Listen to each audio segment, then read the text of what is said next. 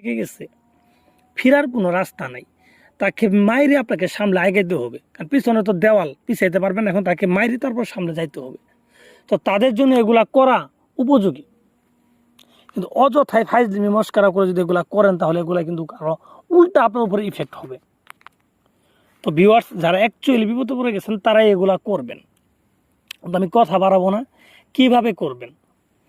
এটা করার আগে আপনাকে উপাস থাকতে হবে বা রোজা রাখতে হবে সারাদিন থাকতে হবে। বৃহস্পতিবারের দিন সারাদিন রোজা রাখবেন, বৃহস্পতিবার দিন গিয়ে রাত 12টার পরে এই তাবিজটা লিখবেন, শুক্রবার পরে যাবে, রাত 12টার পরে এই তাবিজটা লিখবেন।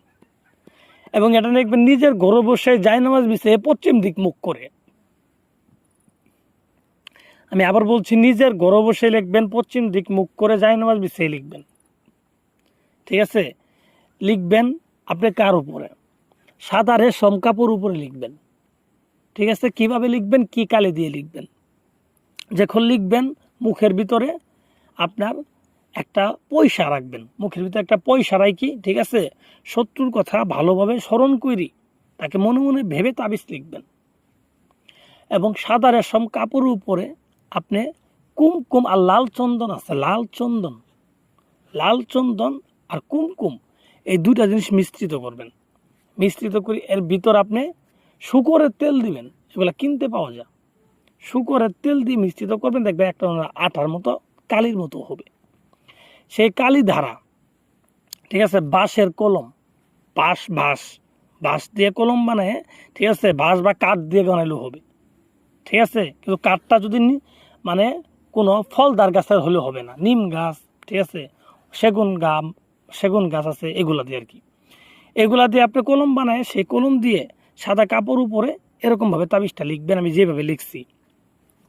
তো এভাবে সুন্দরভাবে লিখবেন। হ্যাঁ, লিখার পরে আপনি নিচে শত্রুর যে নাম এবং শত্রু বাবার নাম লিখে দিবেন। এটা ছেলের ক্ষেত্রে।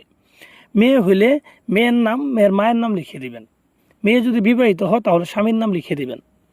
এভাবে সুন্দর করে লিখে দিয়ে তাবিজের উপর আতর দিবেন, সুন্দর করে চতুর্দিকে আতর দিবেন। আগরবাতির ধোঁয়া দিবেন, যে আগরবাতি সামলা আছে, আগরবাতির ধোঁয়া দিবেন তাবিজের ভিতরে, তাহলে তাবিজটা জাগ্রত হয়ে গেল। হ্যাঁ, ধোঁয়া দেওয়ার পর তাবিজটাকে সুন্দর করে বলটায় তাবিজের ভিতরে সুগন্ধি তেল দিয়ে তাবিজটাকে মাখাবেন। মাখাই তাবিজটা নিয়ে শত্রুর বাড়ির দিক মুখ করে বাম হাত দিয়ে আপনি মোমের আলোতে তাবিজটা পুরাবেন। তো আপনি একবারে একটা তাবিজে পুরাবেন, তাবিজ পুরানো শেষ, শত্রুর সাথে খতম। এখানে কোনো দ্বিতীয় কোনো অপশন নেই।